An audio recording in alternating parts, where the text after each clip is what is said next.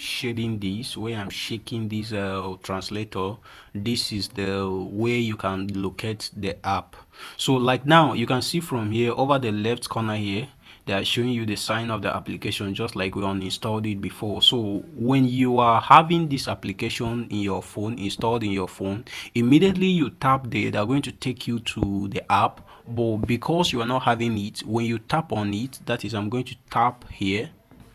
So when you tap there, it's going to load and then take you to a place where you are supposed to download the application instead.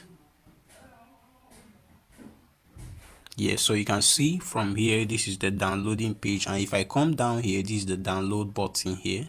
So I'm going to tap on the download button.